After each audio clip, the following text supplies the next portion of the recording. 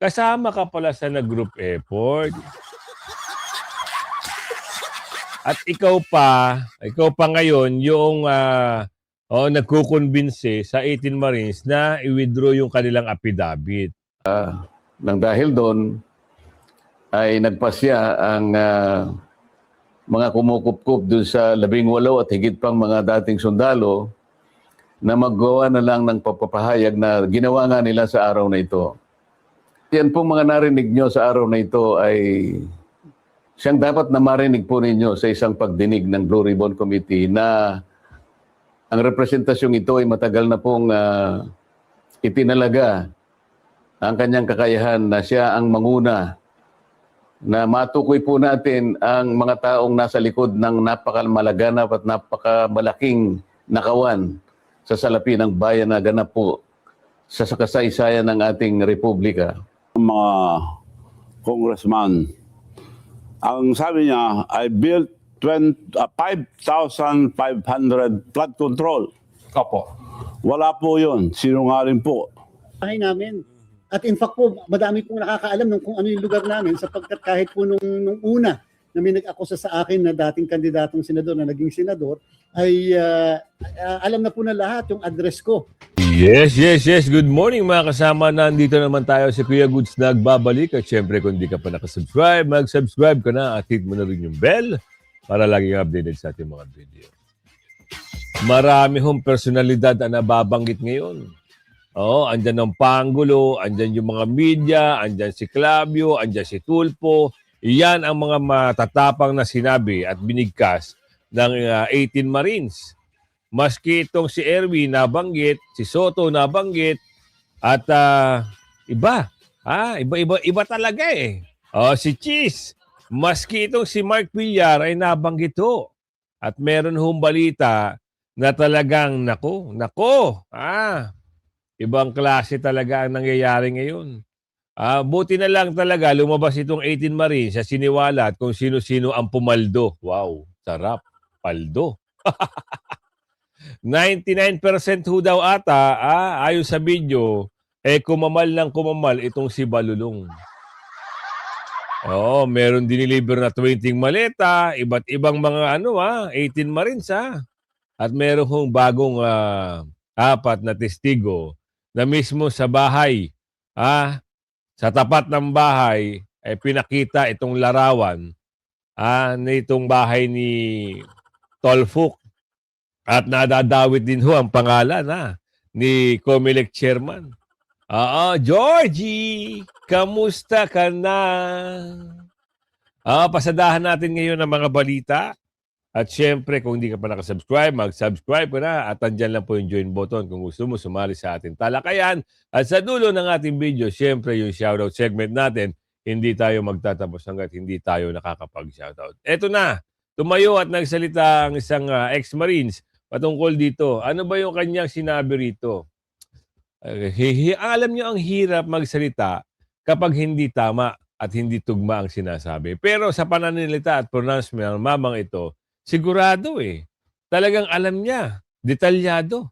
At yung mga bagong testigo, sigurado talagang mawiwindang kayo dahil sa paway, nag-deliver sa bahay ni McCoy, yan ang sabi sa video.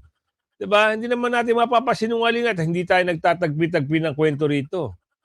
Diba? Ano ba yung sinasabi ng mga 18 Marines? Ang sinasabi nila, nag-deliver sila at si Sandro Marcos ang sumalubong sa kanila. Wow. Big time. 5 malita ang sabi sa video. Naku, magkano ang laman? Sa Taguig City, matapos na makapanumpa ng naayon sa batas, ay nagpapahayag at nagsasalisay ng mga sumusunod. Personal na impormasyon at pinagmulan ng trabaho. Ako ay dating enlisted personnel ng Philippine Marine Corps. Pagkatapos ng aking paglilingkod sa militar, pumasok ako sa perbarong sektor bilang security professional. Ako ay naging dating empleyado ni Ginoong Elizalde Esco, nakilala rin sa tawag na Boss ESC o Boss Saldi. Nagtrabaho ako bilang personal assistant at security consultant ni Ginoong ko at ng kanyang pamilya. Nakita nyo? Sila ho ay nagtrabaho dito kay Saldico. At hindi lang ho yan ang kanilang ibinubunyag. Marami ho silang binubunyag dito. Katulad ng makikita nyong larawan dito na mismong sa hangar ng Pasay City, makikita at matatanaw nyo yung katanungan ni former Congressman Mike Defensor, saan dito? Saan dadalhin ito? So siguro, ayan, sinong magpapaliwanag itong mga kargahan? Anyone? Hello. Magandang hapon po sa ating lahat. Yung picture na po yan ay nakunan po sa MADSI o kaya tinatawag na Misibis Aviation and Development Corporation na pagmamay-ari po ni Boss Elizalde Esco sa May Pasay. So ito, sa Pasay ito. Yes po sir, sa MADSI. Ilan ang karga pagka ganyang helicopter? Kaya sir ng mga 10 to 15 maleta sir. Depende po sir sa kilo eh. Kaya nga makikita nyo po, kinikilo po yan sir eh.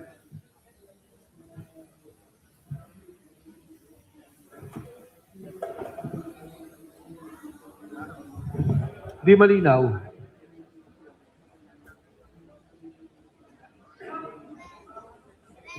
Yan po ay yung aming kasamahan sir na pilit nilang iniipit noong siya po ay naglilingkod kay Boss Aldi. Kaya pinilit niya pong umalis dahil ginigipit po siya. At nakatunayan po, ano po yan, talagang pinatrabaho po siya sa Sino to? General Santos. Sino to? Si Neres po. Neres. Geraldine Neres po. Okay. At yan po ang marami ding alam po. Pinatrabaho po yan. Kaya pinuntahan po yan mismo ni Colonel Dominguez doon sa kanilang bayan po sa General Santos. At pinipilit po na kunin po yung mga litrato o kaya yung cellphone niya po para ibigay po kay General Nicolas Torres. Nako. Klaro ko lang ito ay isang sundalo. Isa pa pala ha, may nababanggit na personalidad. Dito tayo masasyak. Kasi lumutang ang pangalan ni Delimaw, lumutang ang pangalan ni Torre, lumutang ang pangalan ni Gibo. Ayon sa video, lumutang ang pangalan ng mga na-group effort noong mga panahon na aarestuhin si Tatay Digong. Hindi natin mapapasinungalingan kasi nasa video. Ngayon, ano ang mangyayari? Ano ang implikasyon nito sa taong bayan? Galit ang taong bayan kasi nagkaroon ng group effort eh. Lumutang din ang pangalan nito ni Treriling. At sabi sa video, may lumalabas na nagtulong-tulong at mayroong binabayaran. Kasama din sa video yung yung sa ICC. 'Di ba? Hindi natin mapapasinungaling yan kasi laglahad na ho yung 18 Marines patungkol dito. Nakakaawa ang Pilipinas dahil meron palang mga gantong bagay, gantong pangyayari, gantong tagpo na talagang nagsasabwatan at kailangan pa magsabwatan para lang sa kapangyarihan, kaperahan, paldo, di ba? General, Yes po. kinukuha sa kanya yung mga ebidensya. Opo sir. Nasaan na siya ngayon? Sa ngayon po sir, hindi ko po alam sir kung nasa Jensan pa po or nasaan po sa ngayon. Kasi ang huli ko po... Ito papakita lang natin sa inyo kasi nabanggit na rin yung pangalan ni Torre. Yung kanyang partisipasyon andito sa video na ito. So ngayon, sino ang nagbunyag niyan? Yung 18 Marines din. Kaya nga takot na takot itong grupo ng bulok na senador na ilabas itong video na at lumabas yung mga 18 Marines sa Senado. Ayaw nila magkaroon ng hearing. Kasi nga, pagtatakpan nila yung kanilang dapat pagtakpan. Buti na lang nagkaroon ng gantong setup. Parang sa hotel ba yun? O event place?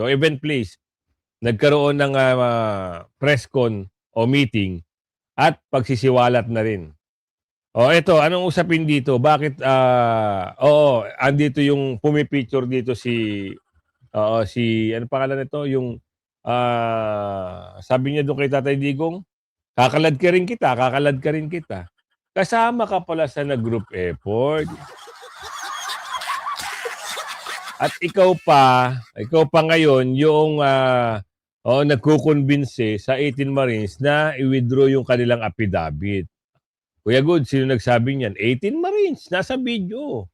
'Di ba? Hindi natin kailangan gumawa ng kwento rito para lang malaman ng taong bayan. Ngayon, sa pulis sila ngayon dito, ang dami ho nag-iiyakan. Maski ngayon si Georgie nagpapaliwanag na bakit daw nasasangkot ang kanyang pangalan sa pinadala ng maleta, aray mo. Alamin natin to. Yung cellphone na nakuha ko. Tapos binigyan rin po kami ng 50,000 po para kapalit po doon sa affidavit na magpapatunay po na papasinungalingan namin yung mga pahayag po ni Tap Orly Gutesa po. Bale yung 50,000 bayad po sa amin for disturbance fee po na sinasabi nila. Niya po. Yan po yung patunay na pumunta po kami sa Raffles, doon po sa office niya. Sa Raffles, Makati po. office ni General Torre o ni Saldico? Unit po ni boss, ginagawa niya pong office po. Kasi nandun rin po yung secretary niya po, si Analisa Gaspar po. Sir. Secretary Nino. Ni General Torre po. So nag-o-office siya sa unit ni Congressman Saldico. No sir, parang ginamit lang yan sir na pang-establishment namin na kakausapin kami sir. Diyan kayo nag-set ng meeting. Yes sir. Yung time kasi na yan, sir, hindi rin namin alam kasi ang akala namin sila pa ni dating speaker at saka si Busaldi. Yung pala, ginagapang na pala, sir. Nako, yan na. Nakakuha nyo. Sino yung mga lumabas ang pangalan, napanood nyo naman siguro. Kaya, alam nyo, kahapon, tutok na tutok ang ating kababayan sa nangyaring press conference na ito. Kaya ngayon, yung ibang senador, parang nakarinig na ho ng mga hindi magandang mga pananalita at meron na raw hong panggigipit. Kaya ngayon, ito mismong kay Senador Marcoleta, inihayag niya, meron na hong panggigipit sa Blue Ribbon hearing. Ngayon, ang kinakatakot ng lahat, baka arestuhin na rin pati si Senador Marcoleta. Yan, kasi kinasuhan na ho yung mga ibang senador At niyayabang-yabang noong mga nagyayabang dyan na 8 hanggang 9 na senador na ho ang ipinapakasuhan. Pusang gala naman, Ang tibay talaga ng mga panga ng mga to, Kailangan yung kasuhan para saan? Itago. Yung siniwalat ng 18 Marines. At para makuha yung liderato. Paano? Mamanipulahin na naman, sabi ni Aling Ledesma.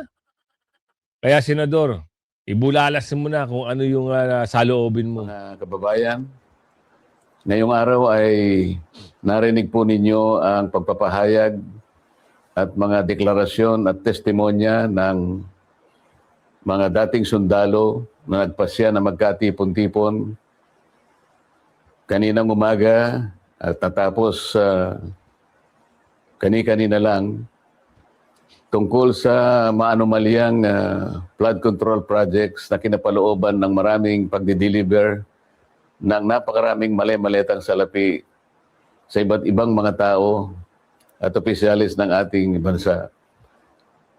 Yan po ang sinasalamin sana, mga kababayan, ng dapat na nangyari na inaakala naming huling pagdinig sana ng opisyal na Blue Ribbon Committee na aming sinet noong June 11, 2026.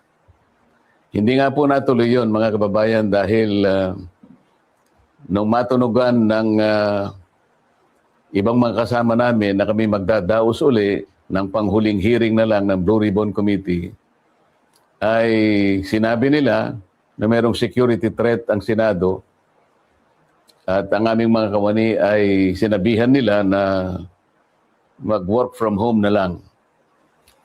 Dahil po sa security threat, at nagkaroon po ng napakaraming mga tanod sa Senado at wala naman po kaming magagamit na mga kawani, hindi po natuloy yung June 11 hearing na yon. At nang dahil doon ay nagpasya ang mga kumukupkup doon sa 18 at higit pang mga dating sundalo na maggawa na lang ng papapahayag na ginawa nga nila sa araw na ito.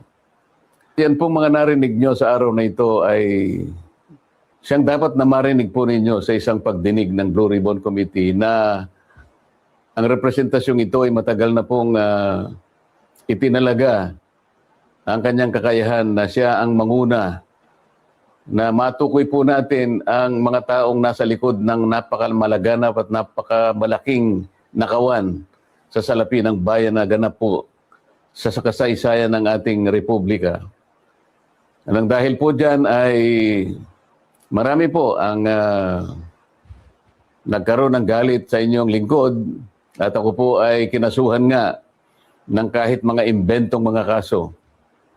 At maaari pong Kita nyo, di ba? Maski si Senador Marcoleta ay kinasuhan na rin. Ano yung kinaso sa kanya? Akas plunder ho din ata ang kinaso sa kanya. Kaya nag-iingat ho ang mga senador ngayon. Actually, merong dalawang senador sana ang dadalo doon kahapon. Kasi namataan doon si Senador Amy at Senador Robin Padilla. Ngayon, nung siguro may informasyon na kasi nagbanta na rin itong ahente na yung mga senador na atin doon ay kakasuhan. Siguro para lang makaiwas sa asunto, hindi na ho dumalo yung ibang senador. At dito makikita naman natin talagang panggigipit ang nangyayari. Lahat na lang ng bagay ay ginagawa na lang ng kwento. 'Di ba? Mantakin nyo. Ikaw ay magsasabi ka lang ng katotohanan at susuportahan mo lang itong naglalabas ng katotohanan na 18 Marines, ikaw ay pa-aresto rin. Di ba? Isipin nyo Ngayon, merong stream media na pumunta doon, nag-cover ko pero hindi naman pinapalabas. At ano ba ang naging balita kahapon? Ano ba yung pagiging, alam mo yung matinding pasabog na nangyari? May mga media personality ho ang nabanggit, katulad ni Igan, sabi sa video, na pinapadalhan daw di umano ng envelope o ano. At meron din pangalan pati yung tolfuk na matanda, nabanggit din sa video. Inulit pa yung katanungan kilala mo ba? Sino ba itong sinasabi mo na taga GMA daw di umano na tumatanggap at pinadadalhan ng pera? Matapang ho na sinabi ng isang 18 Marines na itong si Kaigan kasi kilala niya ro yun. Tinanong pa ni Agent 415 ba yun? Agent ng bayan. Baka naman puppet yung Igan na kilala mo. Hindi ho. Pinapanood daw niya yun hindi lang yun yung mga nabalitaan nyo kahapon. Ilan yung pumaldo? Marami. Pati si Trilling pumaldo. Si Laylay pumaldo. Ibang klase. Meron pang Gibo. Yung group effort. Meron pang Anyo, group effort. Diba? Kaya totoo lahat ng lumalabas na balita. Hindi mapapasinungalingan yan. Yung 18 Marines, magsisiwalat ba yan ng hindi totoo? Nagkukwento ba yan ng katang-isip na bahay, number ganito, number ganon, West Forbes, at meron pa sa Paway? Diba?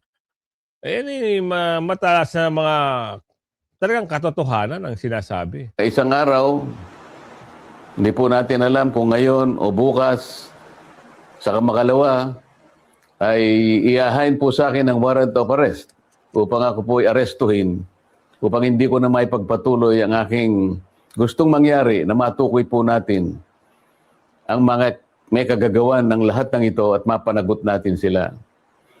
Pero wag po kayong mag-alala kahit ako po ay kanilang maaresto at maipakulong, kagaya na po ng sinasabi ko, ay hindi po tayo titigil hanggat hindi po natin natutukoy ang mga taong ito dahil kayo po talaga ang dapat pagsilbihan namin.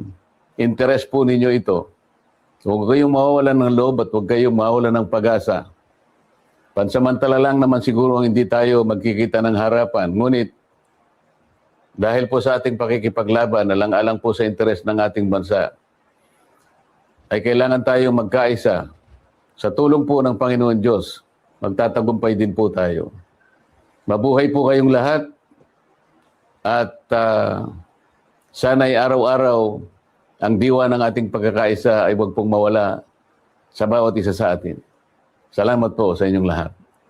Isipin nyo ikaw na nagsisiwalat, ikaw na yung po tumutulong doon sa whistleblower, ikaw pa ngayon ang gigipitin. Yung whistleblower na dapat tulungan ng gobyerno, hindi, sila pa ngayon yung kinakasuhan. Bakit? Sino ba kasi ang mastermind? Simple lang ho ang sagot. Kung napanood nyo at detalyado yung mga sinabi ng 18 Marines plus yung 4 na lumabas, kilala nyo kung sino ang mastermind. Natumbok sa video kung sino. Sino-sino ang personalidad. First time in the making. Lahat ng nabanggit pumaldo. Harap ng bahay ni Mamang Quezon, alam na mga ng mga 18 Marines Detalyado yung sinabi. Tapos yung building ni Tutasin, nandun din dun. Nabanggit din ho dun. Hindi naman mapapagkaila talaga na sinabi doon sa video na nagdala sila ng mali-maleta. Ito, si Manong Chavez, hindi rin ho ito magpapahuli. Talaga hong nagpapalag at papalag.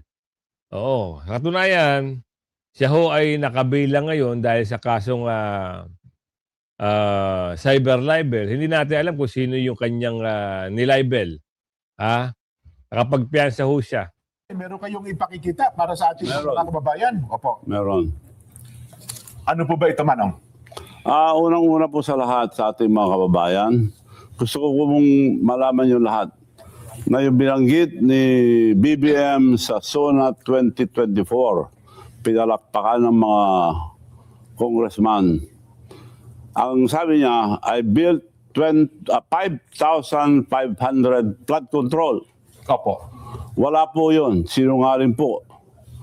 Napuntahan ko na lahat ng probinsya. Naging presidente ko ng Governors League, Mayor's League, Councilors League. Tinanong ko lahat. Wala po. Ang sinasabi nila, meron dito, Ghost Project, meron dito. So, buong Pilipinas, wala yung 2,500. Nagsisinungaling po si BBM. 5,500, Manong. 5,500 ang sinabi niya. Na para patunayan ko sa inyo, nagsisinungaling, sa dami ng pinuntang ko na, wala akong makita, pinuntang ko lang yung probinsya niya, supposed to be a model.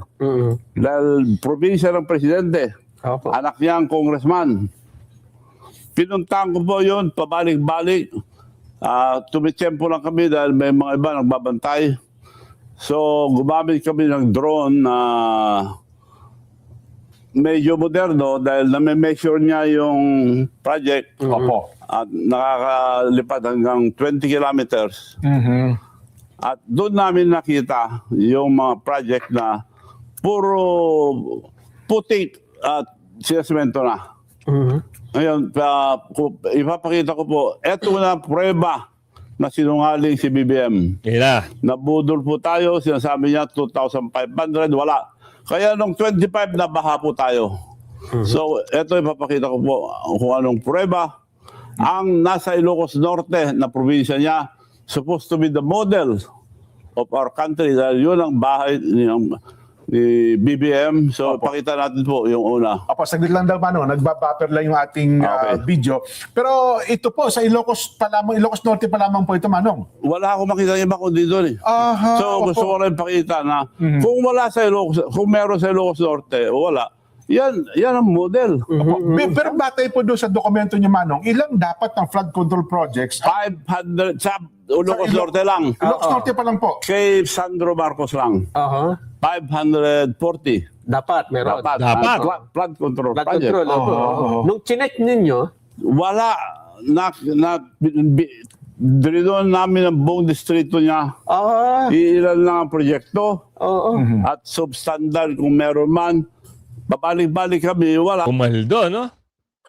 540 na proyekto sablay, sabi ni Manong Chavit.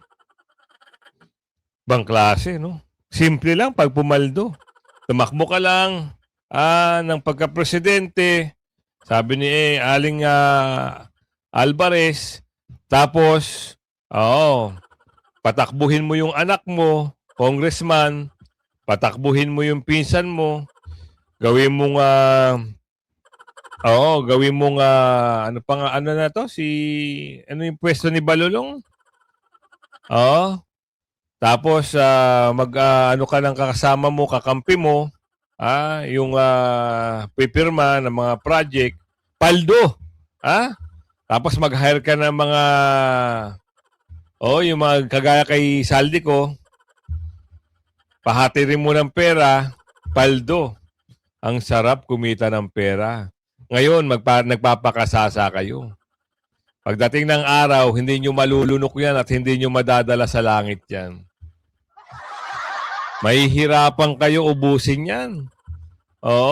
Ang dami nyong pera. Swerte, no?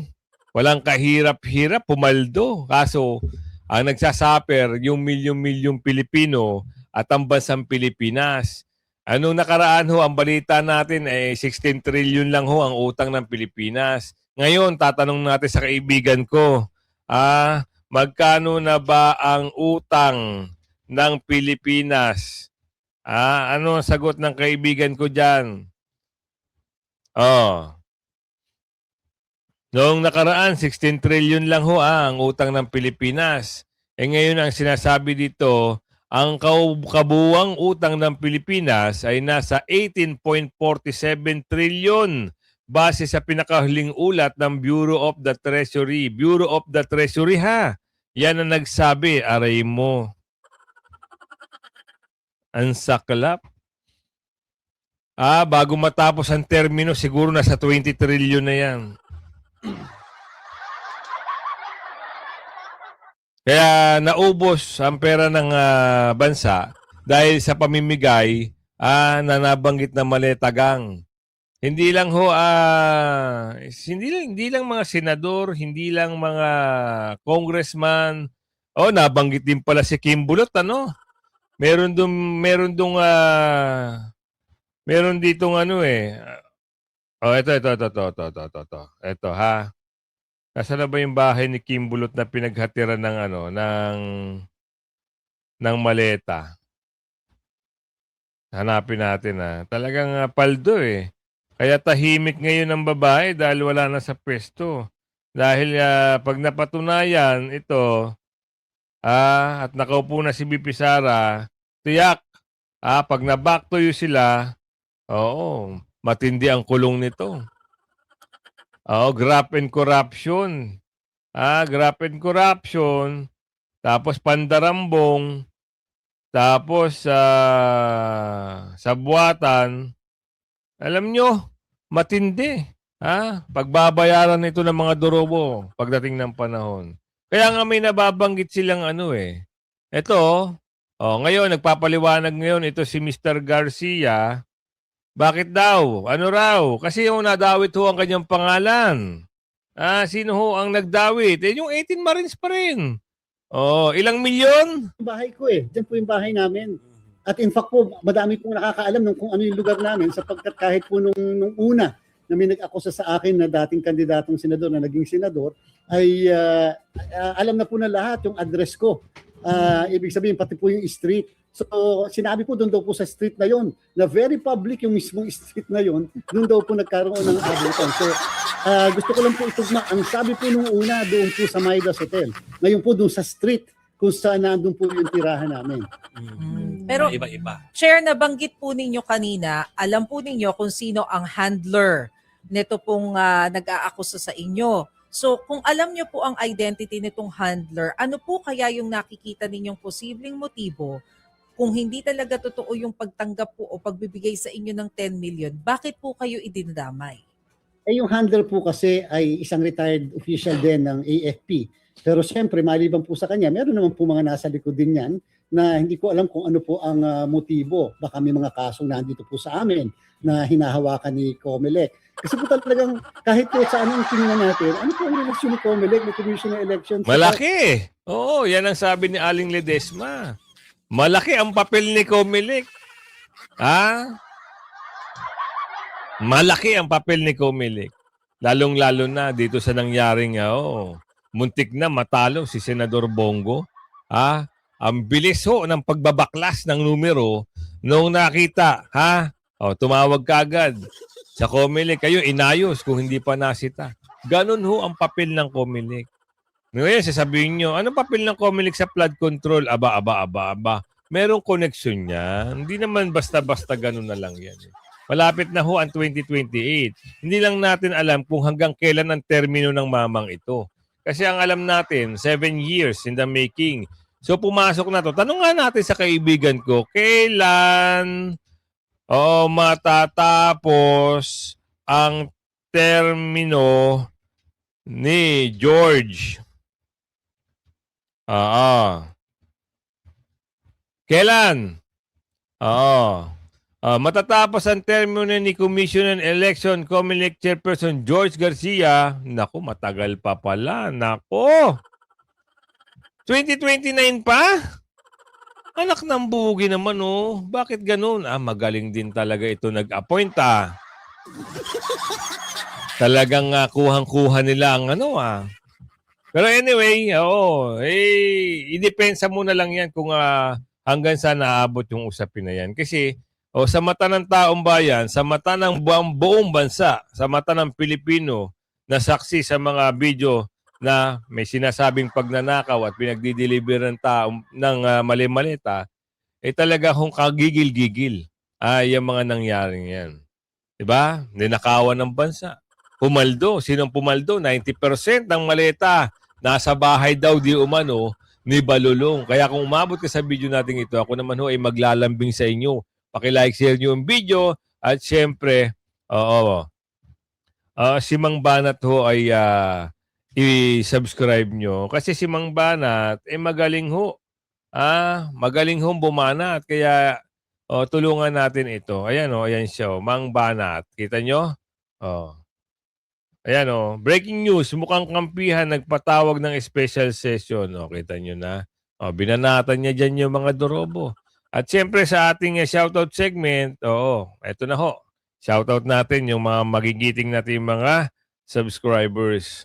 Lagi silang nakatutok sa atin every day. Mula kay Sir Flaviano Sena Reyes ng Cainta Rizal, shoutout po sa inyo. Carmen Melo, shoutout po sa iyo, ma'am. Robilyn Tinajeros, shoutout po. Regica Bakbak, shoutout po sa iyo. Meow! Shoutout po sa iyo. Catherine Ramos, shoutout po sa iyo. Wilmar, shoutout po. Giorgio Livo, shoutout po sa inyo. Marites Pensotes, shoutout po sa iyo. Jocelyn Avila, shoutout po. Pablito Reyes, shoutout po sa iyo. Nito Salvador, shoutout po. Kati Mabayad, shoutout po sa iyo. Mark Pilipinas, shoutout po sa iyo. Jeff 3195, shoutout po. Gloria Torres, shoutout po sa inyo.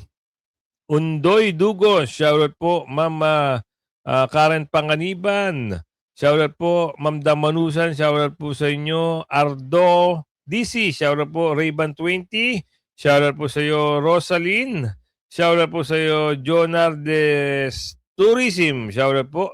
MIC B4R, shoutout po sa iyo. Agapito Magalit 450, shoutout po sa iyo. Oscar Basiles, shoutout po. Dimwit, shoutout po sa iyo. Marilyn Rivera, shoutout po. Botanaka Tanaka, shoutout po sa iyo. Honarata Manalansan, shoutout po sa inyo. Emilio Siador, shoutout po. Elizir, shoutout po sa iyo. Golden Voice, Tamaraw, shoutout po. John Wilmer Oko, Iham, Yham ba to? Iham. 318. Shoutout po sa inyo. Ma'am Wilse Carion. Shoutout po sa iyo, Ma'am Wilse. Catherine Ramos. Shoutout po. Guillermo Lipiten. Shoutout po sa inyo. Ma'am Mirna Espejo. Shoutout po sa inyo. Ferdinand Dacinco. Shoutout po sa iyo. Corazon Mojica. Rudy Ronya. Shoutout po sa inyo. Ana Berlin. Shoutout po sa inyo. Marupoko Girl. Shoutout po sa inyo. Darlene Marfores. Shoutout po. Raffles Jani. Shoutout po sa inyo.